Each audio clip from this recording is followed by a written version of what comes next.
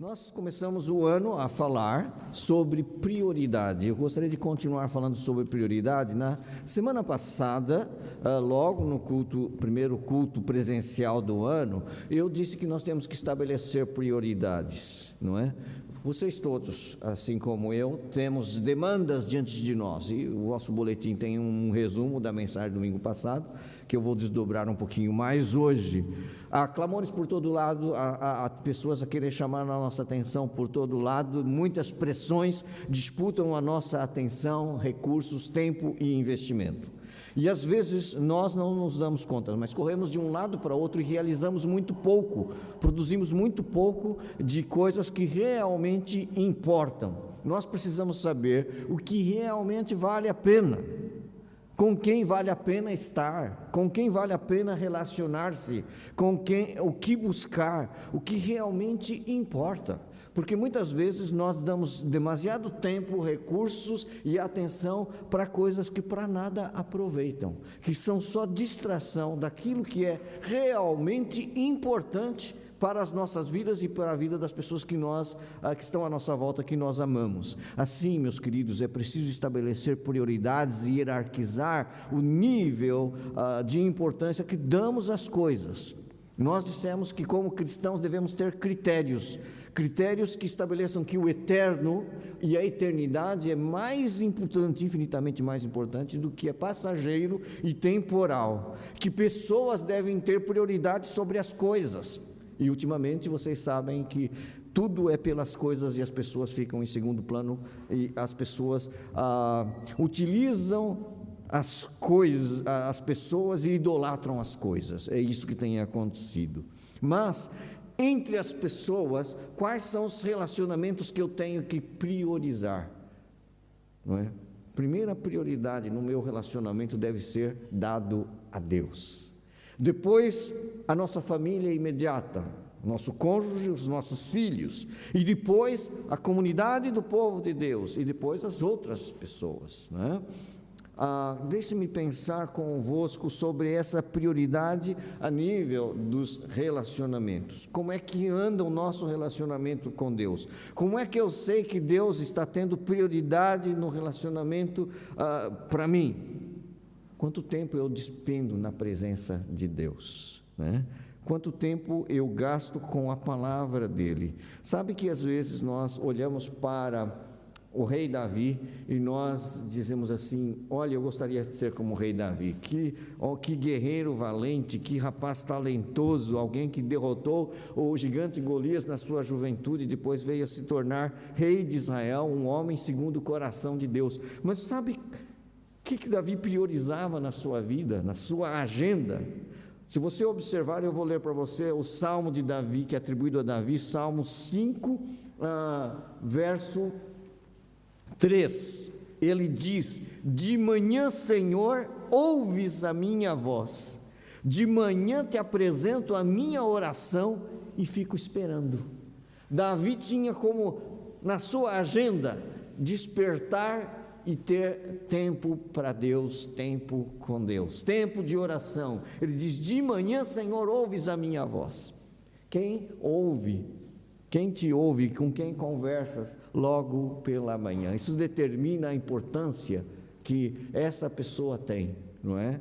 Então, de manhã, Senhor, ouves a minha voz, de manhã apresento a minha oração e fico esperando. Esperando o quê? Deus orientar como é que vai ser o dia. Quantos de nós acorda já sem tempo para Deus, não é? Como é que anda o seu devocional? Como é que foi o ano 2021 em termos de devocional, não é? Nós comemos, tomamos pequeno almoço todos os dias, almoçamos todos os dias, mas há crentes morrendo de inanição espiritual, porque não se nutrem da palavra de Deus, não é? Então, e não basta você vir só ouvir a palavra de Deus e abri-la no domingo, não é? A palavra de Deus, ela tem que ser meditada dia a dia. Então, Davi de manhã tinha esse seu momento devocional na presença do eterno Deus. Aliás, o primeiro e grande mandamento que Jesus menciona quando foi indagado, não é? O primeiro grande mandamento, lá em Marcos 12, 29, diz respondeu Jesus, o principal é: ouve, ó Israel, o Senhor nosso Deus é o único Senhor, e o mandamento é: amarás, pois, o Senhor teu Deus de todo o teu coração, de toda a tua alma, de todo o teu entendimento, de toda a tua força. Ele é a prioridade do meu relacionamento. Eu tenho que amá-lo com todo o meu coração, toda a minha alma, todo o meu intelecto, toda a minha força. E o segundo é amar ao próximo como a si mesmo, ou seja, relacionamentos são importantes, pessoas são mais importantes que qualquer outra coisa. E a primeira pessoa, o primeiro relacionamento nosso deve ser com Deus, através de Jesus, não é? E também o relacionamento com o nosso próximo. Quem é o nosso próximo, né? É tão fácil amar pessoas que nós idealizamos, mas quem está à nossa beira, ao nosso lado? Nosso cônjuge, nossos filhos, nosso colega de trabalho, o nosso irmão da comunidade do povo de Deus, né? Pensando em família, quantos de nós têm priorizado o tempo com a família, né? Nós corremos para prover tudo para o lar, né? Queremos dar aos nossos filhos o que nós eventualmente não tivemos quando éramos crianças, né? Eu não sei quanto a vocês, mas nunca nos faltou nada em nossa casa, mas nós vivíamos de uma maneira muito simples, muito simples. Nunca nos faltou nada porque eu cresci numa quinta, uma bênção, né? Mas não tínhamos esses bens de consumo, que hoje é tão corriqueiro, né? Não tínhamos bens de consumo. Coisa nova só época de Natal, né? Roupa nova para ir para o culto de Natal, né? Prenda só no dia de Natal, e olhe lá, né? Hoje eu vejo assim, tudo é motivo para comprarmos coisas, né? E tal, damos e tal.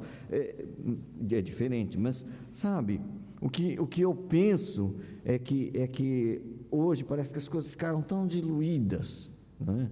Ficou tudo tão volátil, o consumo tem sido tão imperioso na nossa vida. As pessoas têm que ter a sua importância. E sabe, às vezes corremos tanto para dar coisas e não damos aquilo que as pessoas mais precisam, nós mesmos, nosso tempo, nossa atenção, o nosso carinho, né? Às vezes o nosso filho quer mostrar alguma coisa e você já não está mais com aquela pachorra de ver o que é aquilo, né?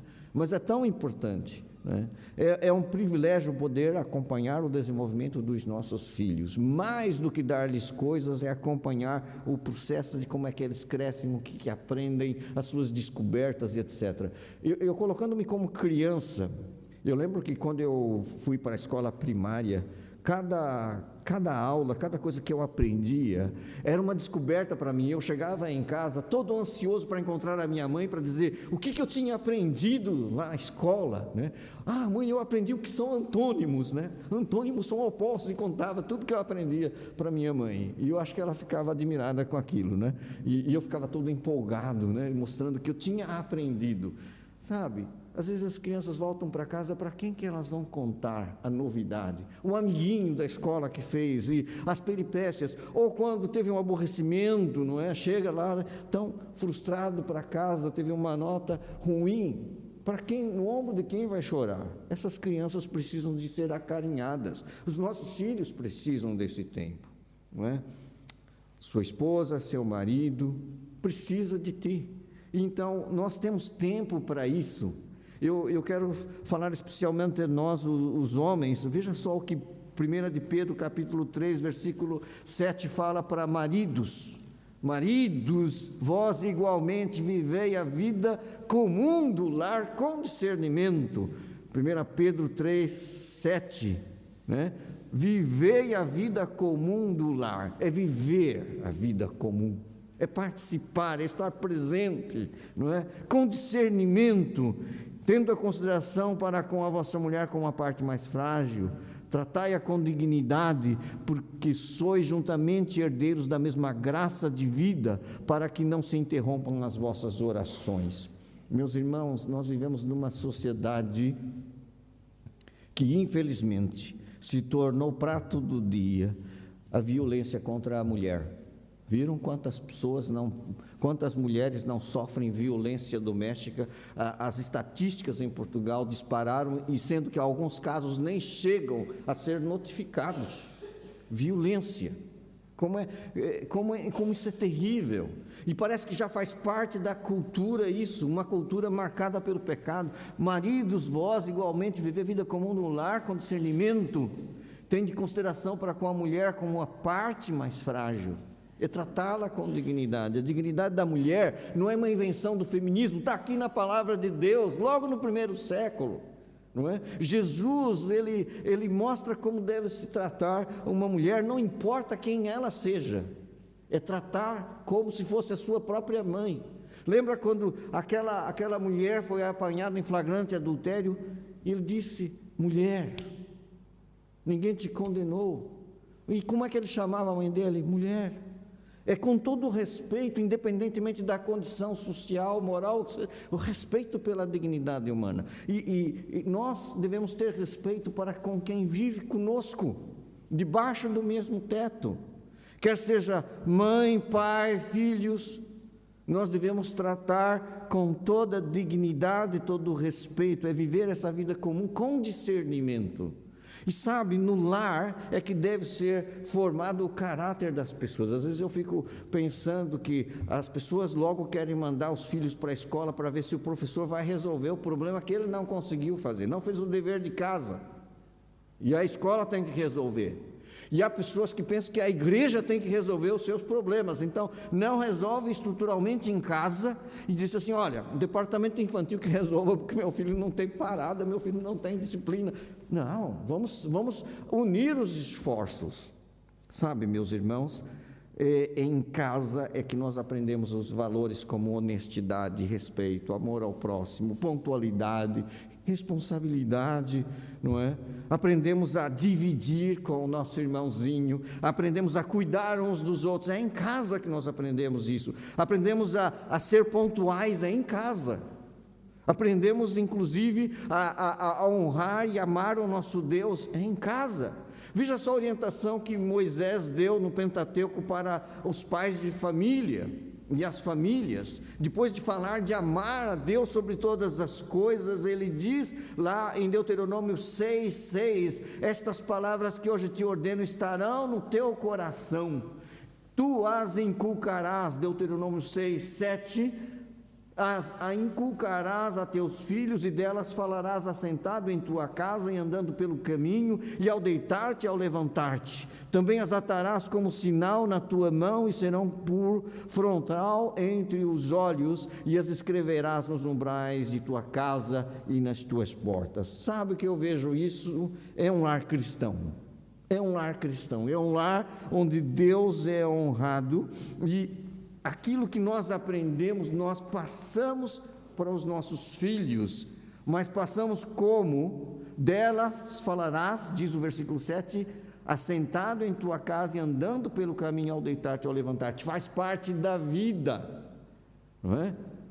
Então, eu sempre digo, e não quero ser repetitivo, mas a imagem que eu tenho de criança, isso nunca vou esquecer, lá na nossa mesa, na quinta, que me parecia uma mesa imensa, é porque eu era pequenino, né? Ainda sou, mas era tão interessante que nós tínhamos a família, os 4 irmãos, nós somos 4, cada um sentado na sua, eu tinha até uma elevação, um banco lá que meu pai fez, porque eu era muito pequeno, para que todos estivessem ao mesmo nível na mesa, no pequeno almoço, ele, a minha mãe, a minha avó, e diante deles a palavra de Deus que era lida todas as manhãs. É esta memória que eu tenho dos meus pais e da minha avó e da minha mãe, e é esta memória que eu quero que você passe para os seus filhos, talvez de uma maneira diferente, não precisa ser igual, mas eles terão que ver que você honra a Deus, Deus é prioridade na sua vida, e sabe, eles vão reproduzir isso para os seus netos, para os seus bisnetos e assim por diante, porque senão não é possível.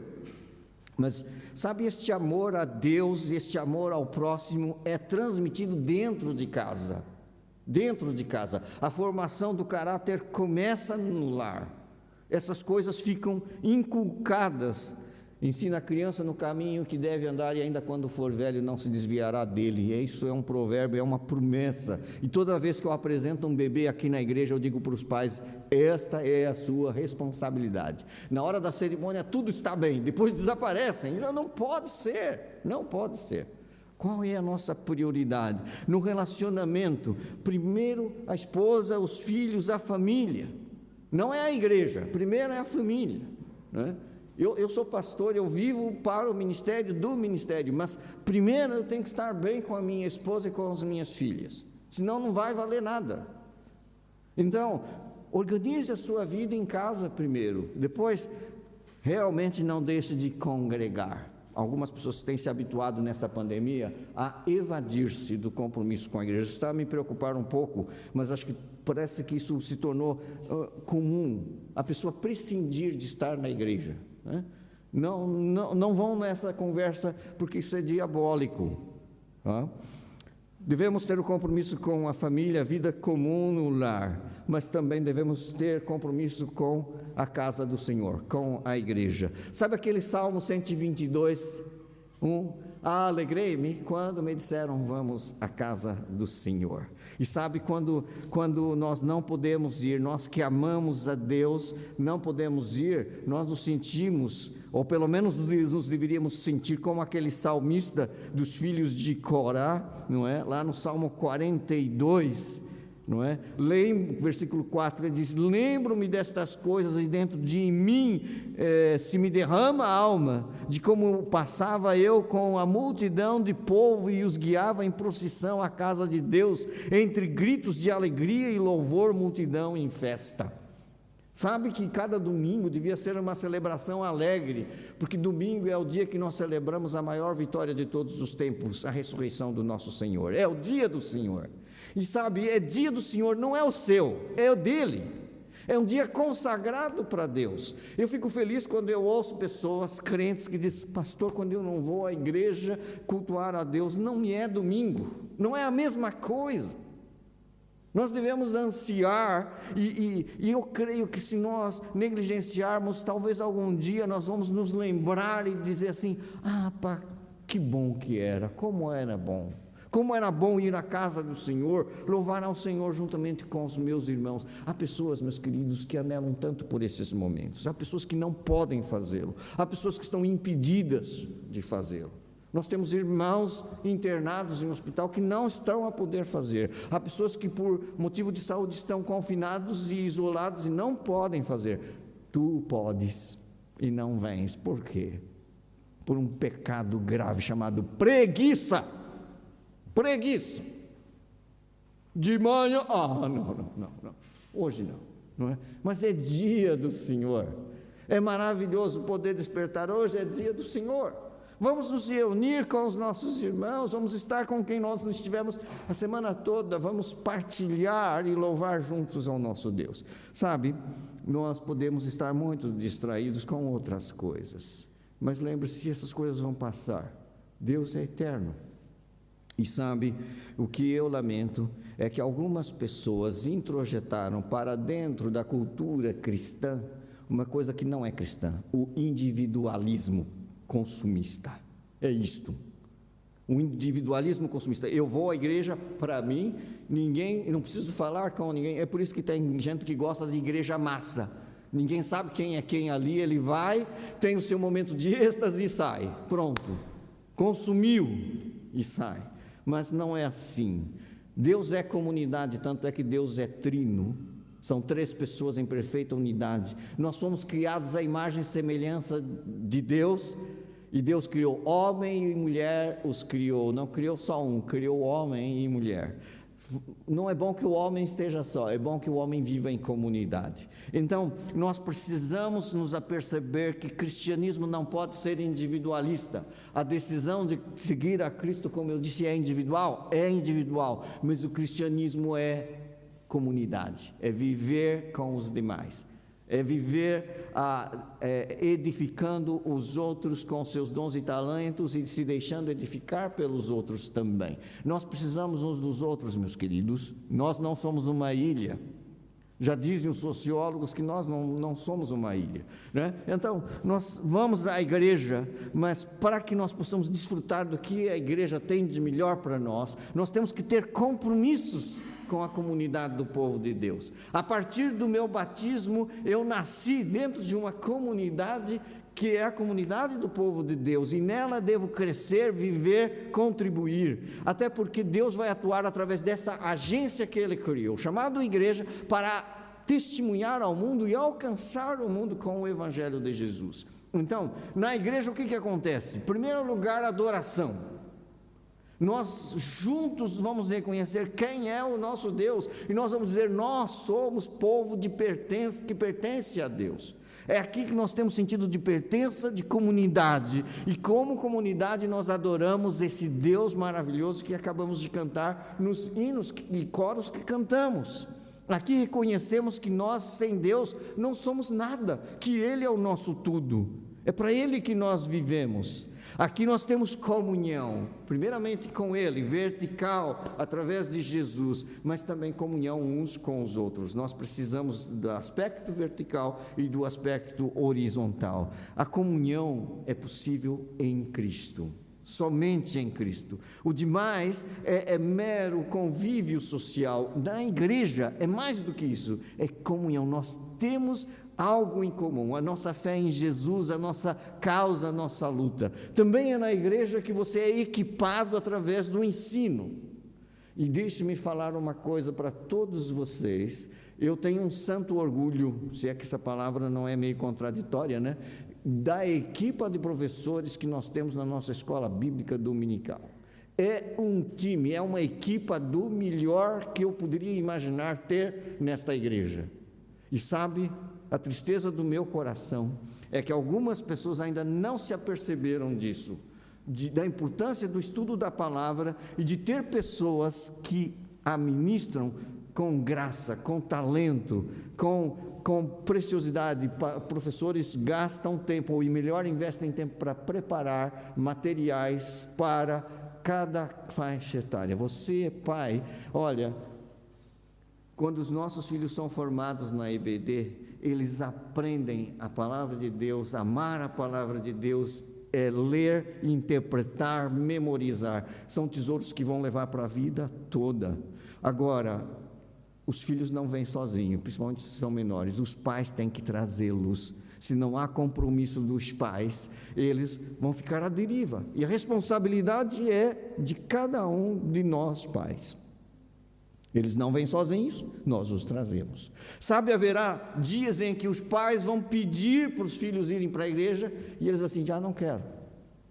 Porque não aprenderam a valorizar quando eram pequenos. Não criaram um gosto. E sabe, é muito triste ver que chega uma altura da vida, que na adolescência e juventude eles desaparecem. Porque faltou semear, faltou regar, faltou edificar no temor do Senhor. E é triste isso, mas quero dizer, esta igreja tem uma oferta de ensino de qualidade, com professores de qualidade. Eu estava vendo um grupo de pessoas que foi eleito para a EBD, fiquei realmente dizendo, Senhor, que bênção. Eu não gostaria que essa bênção fosse desperdiçada, porque é um privilégio participar de uma igreja que tem esta equipa de professores na IBD que nós temos. Então, valorize a escola bíblica dominical, o ensino. É aqui que se tem ensino e aprendizagem. Aqui também tem a oportunidade de servir no louvor, servir na infraestrutura, servir na recepção, servir no ensino. É aqui que há oportunidade para servir em missões, não é? E também o ministério da proclamação, é através da igreja que o Senhor envia missionários, é através da igreja que se dá testemunho público, não é? Então, meus queridos, a importância da igreja para as prioridades dos meus relacionamentos, a prioridade. Então, Deus, a minha família, a minha igreja, porque se eu estiver sintonizado com Deus, em paz com a família e em comunhão com a igreja, eu vou cumprir melhor os propósitos de Deus para a minha vida. ou seja, de espelhar e espalhar a glória de Deus neste mundo. E sabe, quando algum desses relacionamentos falha ou não está tendo a prioridade no lugar certo, fica tudo complicado. Portanto, como é que está o seu relacionamento com Deus? É uma coisa que você tem que avaliar. Quanto tempo tem devotado a esta coisa que deve ser prioridade, que é o relacionamento com Deus? Relacionamento com seu cônjuge, seu marido, a sua esposa, como está? Relacionamento com seus filhos, como está? O relacionamento com a sua igreja, como está? Sabe, nós temos arrolado aí 97, 98 membros na igreja, e quando eu olho, eu vejo que a frequência não são de 97 pessoas, é de cerca de, no máximo, 70 pessoas. Onde é que estão os outros 20? E eu fico me perguntando. Graças a Deus, há pessoas que ainda não são membros, que estão em processo que estão comprometidos. Mas a pandemia tem revelado que as pessoas estão invertendo as prioridades, e isto é preocupante. Então, este é o momento de avaliação no início do ano, como é que estão as minhas prioridades. Primeiro o eterno sobre o temporal, e depois a nível de relacionamento. Pessoas são mais importantes que as coisas. E as pessoas, quais são as que eu tenho que investir mais tempo? Deus, esposa, marido, filhos, comunidade do povo de Deus, e através dela o testemunho para as outras pessoas. Lembre-se disso, porque se você não hierarquizar, você não vai saber onde deve investir mais tempo, recursos, atenção e foco. Que Deus nos ajude a não perder as prioridades, a não perder o foco. E quando temos Deus como prioridade, família como prioridade, igreja como prioridade, sabe o que vai acontecer? Entre outras lealdades que disputam, eu vou saber o que decidir. Entre investimentos e atenção que disputam o meu foco, eu vou saber aonde focar e aonde investir tempo, recursos, dinheiro e a minha devoção. Com as prioridades no lugar certo, sabe, quando buscamos em primeiro lugar o reino de Deus e a sua justiça, as outras coisas vêm por acréscimo, e aí a coisa fica equilibrada. Se invertermos, sabe o que acontece? Estresse e ansiedade excessivo, e a gente vem abaixo, porque ninguém aguenta essas pressões. Que Deus nos ajude a priorizar acima de tudo a Ele e o relacionamento com Ele, com a família e com o povo dele. Vamos nos colocar de pé e terminar cantando: Deus, somente Deus